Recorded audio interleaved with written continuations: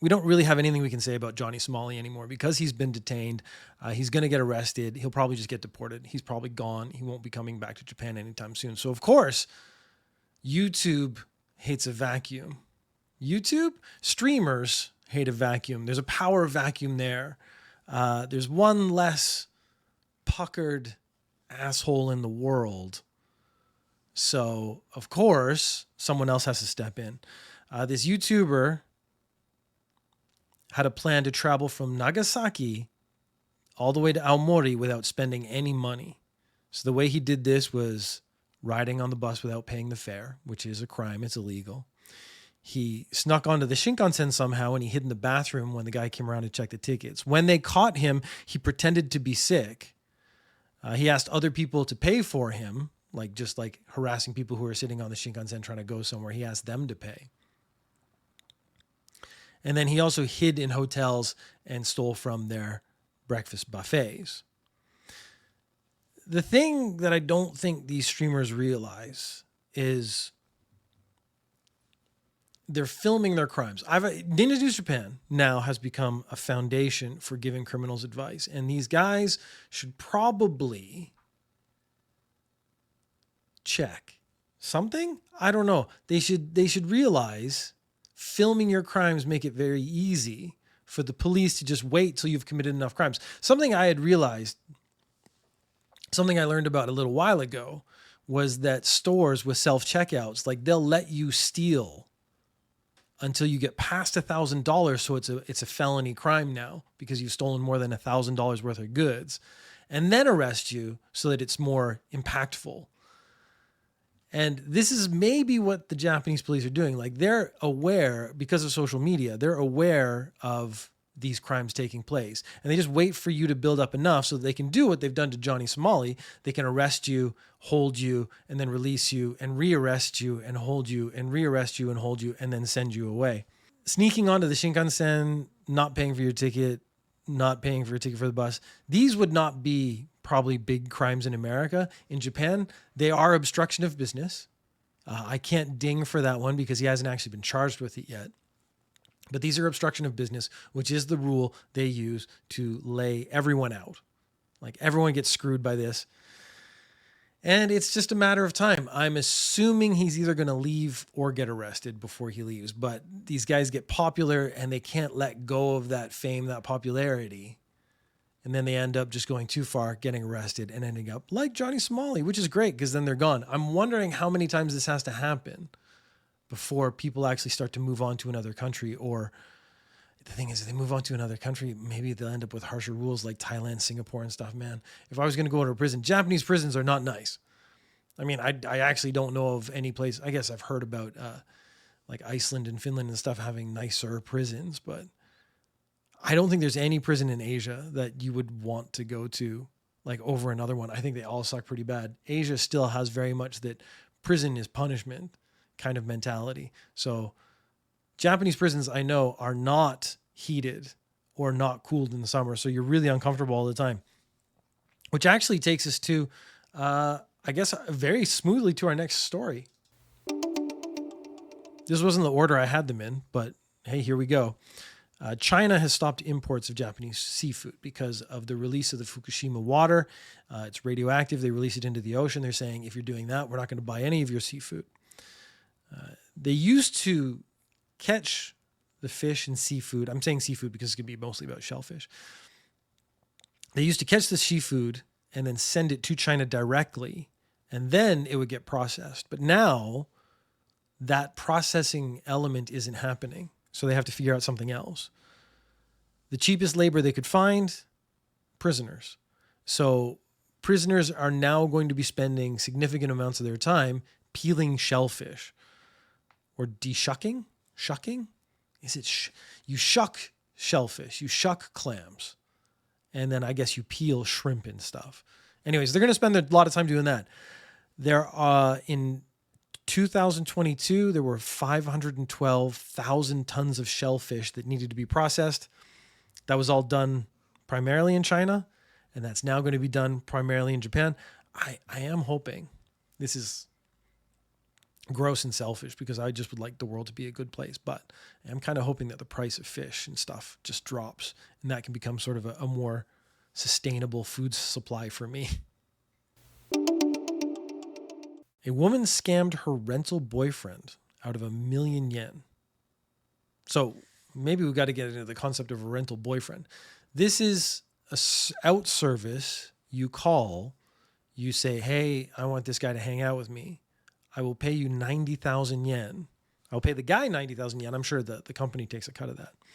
And he hangs out with you is my understanding of the concept. I don't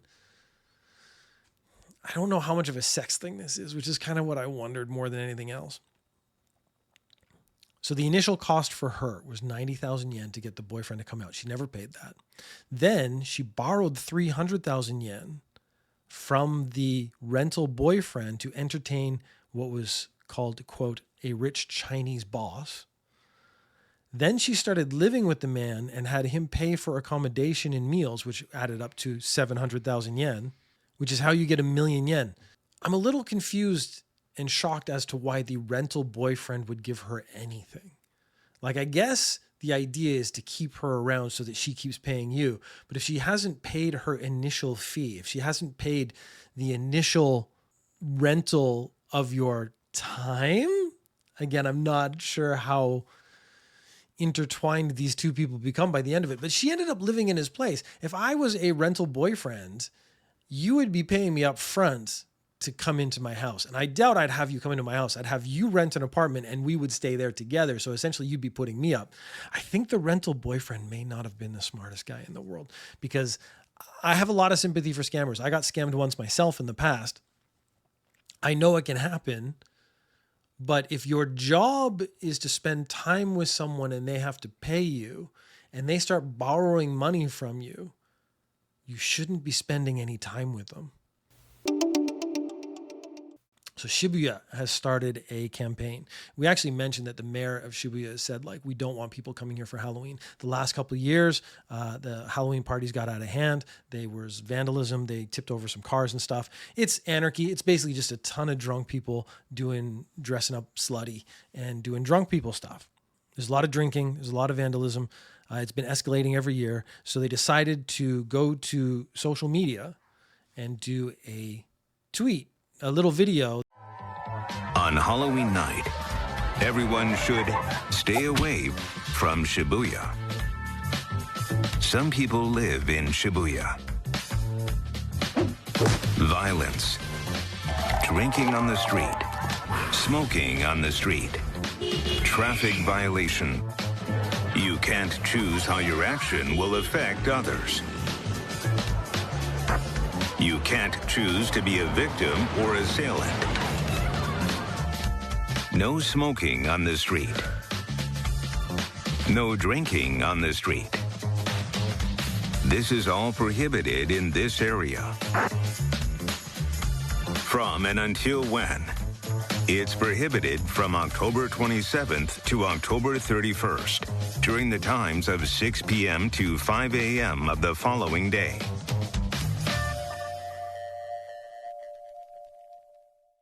Wow, they did something really weird there. They actually had, for those people who weren't watching the video, it went 18 o'clock, which is 6 o'clock, to 29 o'clock, which is 5 a.m. in the morning. They have manipulated the 24-hour clock so that it doesn't work right. That weirdly to me is the most shocking. So you're not allowed to drink, you're not allowed to smoke. That's fine. They'll have cops around to enforce that. I doubt it'll be successful because if you have 1 million people and 100 cops, the people decide what is legal and what is not legal at that point. They used an AI voice. They didn't get a voice actor. This is the demise of the voice actor for the foreign person in Japan if they just start using AI for everything. And that's, man, there was a lot of stuff about that was really weird to me. The 2,900 hours was the one that got me the most.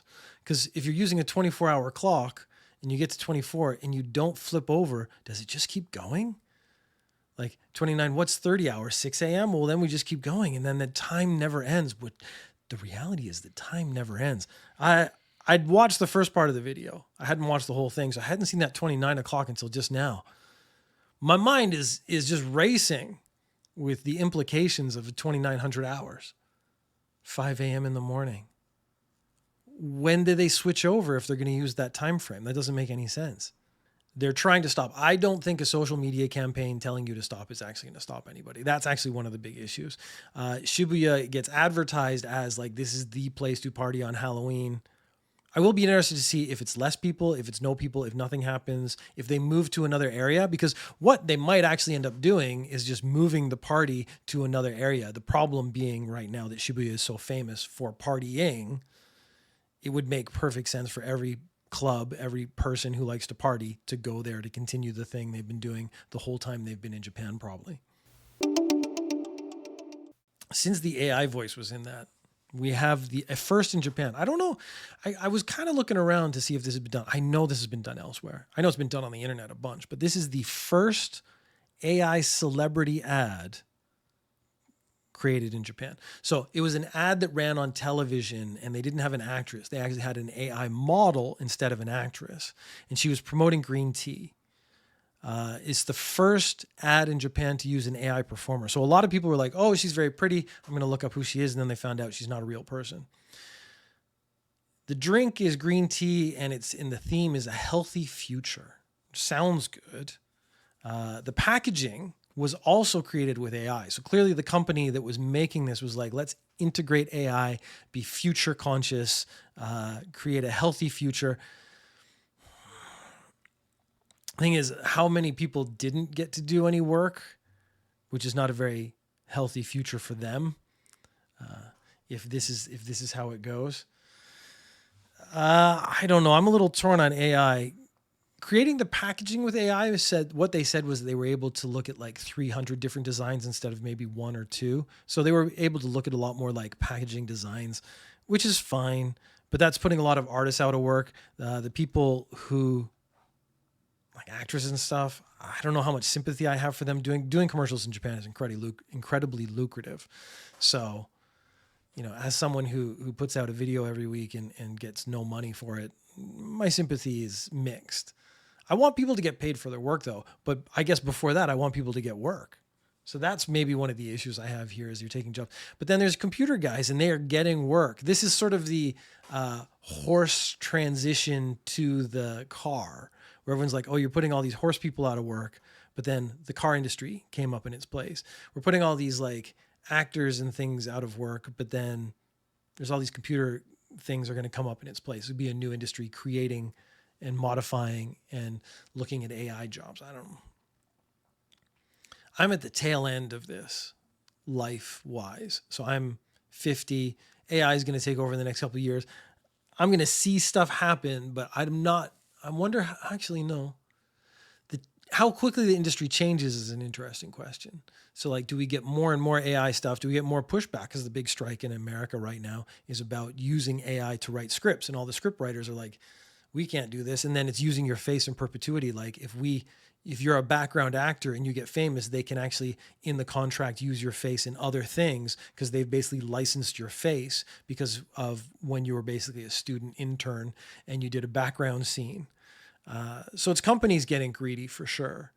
It's one of those things like if the companies would treat people fairly, no one would mind the use of AI because it would be supplementing work, not supplanting it, I guess is the problem. I don't know. It's not a very exciting commercial if I'm being really honest. So everything's being videoed. I guess this is a positive. I don't know. This again, technology is changing everything. Everything's being videoed. That's why we can see so much stuff though. Like we can see things happen to people or see people do things because everything's being videoed all the time. A dash cam showed a man run up behind a stationary car and do what they were calling a flying kick. He dented the car. The car was only 1 week old. So the owner of that car, man, that's painful. He called the police. The guy was arrested. He then admitted to doing it, but they didn't give a reason. And I was like, oh, what? Why? Why did you see the car and just think like, this is my opportunity to run up and just kick a car as hard as I can? That's a bit insane. I'm betting he goes with stress of some sort. The same week, there was a man sitting on the train with a box cutter, So like a razor blade cutter thing. And he was just cutting the seats on the train. And he was arrested for that. And they were like, why did you do it? And he said, I was trying to relieve stress from work. I kind of understand that sentiment, but I don't see how these crimes, so like vandalizing seats on a train or kicking a parked car, how does that really relieve your stress? Because you still have to go back to work. The core, this is it. It's looking at what is the stressor in your life. And if the stress in your life is work, cutting up the seats on a train, kicking a parked car isn't going to relieve your stress. So you're not dealing with the source, you're kind of dealing with a symptom. Like I feel stressed, I'm going to get that stress out, but then I have to go back to work, build up more stress. I got to cut more seats on my way home tonight. Like it doesn't make any sense. Because this is such a common statement. I did this bad thing, A, because of stress from work. Japan's either going to have to start dealing with it. We've had this conversation a million times that the work culture in Japan needs to be adjusted or changed or fixed or something in the next generation. Otherwise, everything's just going to get worse and worse and worse. But things might have to get worse before they get better. I don't know. I don't know how I feel about that. A little torn. I feel bad for the guy whose like week old car got a big dent in it just because some guy was probably stressed out. The Nagoya mayor was giving a speech. We've done a couple of politicians giving speeches and getting, not thinking through their statements. This is interesting because this is a guy who made a statement, thought it through, was like, shit, I should not have said that, and tried to backtrack it. Usually it's say something, people point out it was wrong because, of course, a lot of these old politician guys, they don't think they ever can do anything wrong. People point out it was wrong, and then they do like a false apology. The Nagoya mayor was giving a speech, and they were talking about like documents and stuff, and they're like, government buildings are open less than business hours. How are people supposed to come and get important documents? And the Nagoya mayor said that wives certainly have the time to pick up official documents on weekdays. So we don't need to be open late into the night. We don't need to be open on weekends because wives have this time. The actual question was, shouldn't we be able to print important documents at a convenience store? In Japan, they have that kind of thing. Jay just put in, is this the same Nagoya mayor from a few years ago? He sucks. I do believe it is. I actually didn't check carefully enough. So I have to be really honest. I'm not 100% sure. I think it is the same guy. This is the same guy who some medalists came in and he took the medal and then he bit it. And then if you want to give him some credit, when everyone called him out for biting the medal, they're like, dude, it's coronavirus. This is terrible. Don't do that. He paid to have a new one made. But at the same, and he was saying like, I was overwhelmed. The follow-up, he says, wives can go and pick up official documents. So he's showing this very sort of traditional idea of what the family unit is and what people do. And he's not taking into consideration the changes in the world around us. So the reporter says, what about single mothers who don't have time off? And he said, that's the national government's fault. So somehow he's blaming the single mothers not having enough time to go to an official building, like a government building during work hours, as the government at large's fault, that they should figure that out, when really being able to print off your documents at a convenience store actually is a very good, very cheap, very good solution for this kind of problem. He should have actually said, okay, so I'm going to put myself in that position. I'm the Nagoya mayor, and he's very against tying documentation to the My Number card. So this is actually, I think, the core issue of what's going on here. And someone says to me, like, why can't you do that? You go, oh, that's an interesting idea. I'll take that under consideration. And then you don't answer the question. I'm not saying I'm going to do it. I'm saying I'm going to think about it. And then you don't answer the question. You move on. No controversy. No me getting in trouble for being part of the patriarchy or misogynistic or old-fashioned or any of the things that politicians get in trouble for. All you have to do is not give your opinion and say, I'll think about it, and then move on. And people would figure out really quickly, like that. You ask him any question that he disagrees with, he'll just say he thinks about it. And then either they'd stop asking me tough questions or they'd try to nail me down. It'd be an interesting little rodeo there. Later in the same conference, in the same speech, he started backtracking. And he goes, you might be able to take my words. I want to take my words back because it could cause a misunderstanding. And I think the problem is no one ever misunderstands the words.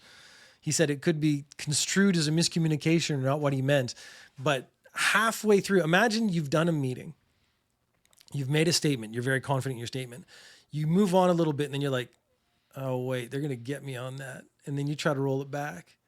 That is not going to work out for you. So he's been called out on this. He's an old man. This is it. We got to just get old people out of government. I think this is the same problem America has right now. Imagine failing how to talk like a politician one-on-one. It's weird. Like, my belief is that the problem with all these guys is that they're too old. And they need to retire. And the retirement age for public officials should be the retirement age. So if the public officials' retirement age, they've set it at 65, that should be the end of their career. So let's say I get elected at 65, that would be my last term of whatever I'm doing. So if I become president at 65, I can go until I'm 60, was it 4 years in America? So 69, and then I finish. And you can make jokes about being 69 when you finish.